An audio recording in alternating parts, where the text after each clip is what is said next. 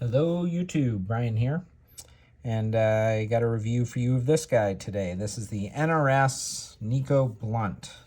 This is a river knife, or a paddling knife. I got this, so at the beginning of the pandemic, my wife and I got kayaks. Nothing crazy, just the cheap ones that you can get at Tractor Supply. Open cockpit, just for cruising around lakes and stuff like that. So everything was closed down, so we got these kayaks and we started going out on the lakes. And I had done a little bit of whitewater kayaking, a little bit, I went on like 3 trips back when I was like 17, 18, 19. And they were like whitewater dam release, trips where you would go and you would wait for the dam to release the water, and then you would go down, class 1, 2, and 3 rapids with an instructor. And the instructor told this story about how they were somewhere and someone got trapped in a line and ended up dying because no one had a knife right on them. It was not a professional tour, kind of thing at that time. So when we got these kayaks, I decided that I would take the plunge and get a kayak knife just because you never know. So let's see, I got this thing. Let me check my list. I got this thing on eBay for $45.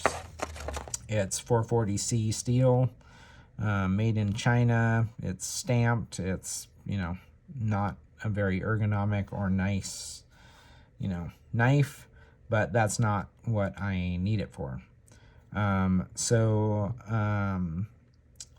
It has a blunted tip, and this side is not sharpened.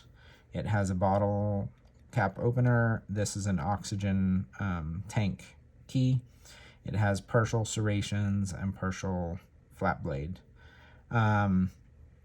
So overall, I'm very happy with this knife. I can do a size comparison, although this isn't really, you can see it's probably about a 2.5 inch blade. It has about as much cutting edge as a Spyderco Delica, less than an R2D2, less than a mini feldspar. I'm not a big fan of serrated blades or partially serrated blades unless you're cutting a lot of rope. I find them very useful for cutting rope. And the reason why I got pretty much all of the dive knives or paddling knives have partial serrations, and I think it's because one of the things you're worried about is rope. So this just kind of clips into into its scabbard like that. This actually can clip into your there's like a little thing on my life vest that this can clip into. So I actually carry it this way, like down. So I pull down to get the knife out. It's much easier to get out when it's on your life vest. So I did have the occasion to use this one time. I was paddling with my toddler in front of me in a life jacket. I had a life jacket, a calm day. But he was sitting right in front of me, and we were kind of going into the cattails, just kind of chasing some ducks. He likes, chasing the ducks around. And all of a sudden he started screaming at the top of his lungs, and I honestly couldn't tell what was going on.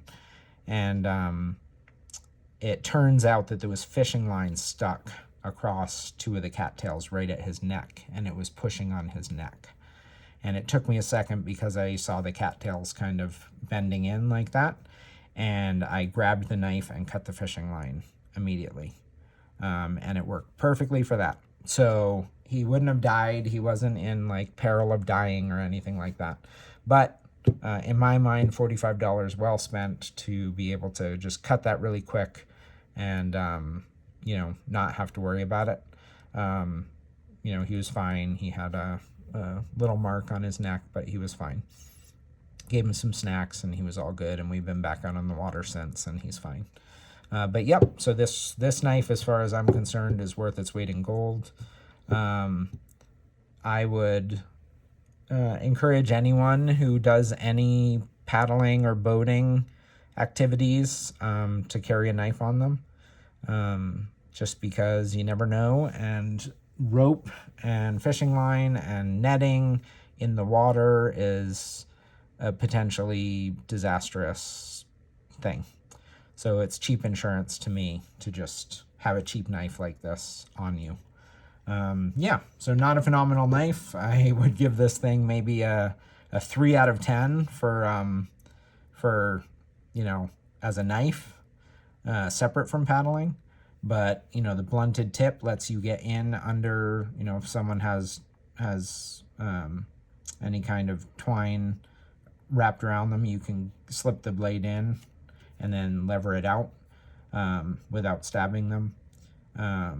And it's plenty grippy enough, and, you know, I don't drink, so the bottle cap doesn't really do me. I don't scuba dive, so I don't need that, you know, but I do appreciate the knife, and I did use it in a real world setting. So yeah, that's my thoughts and opinions on this knife. I would recommend it.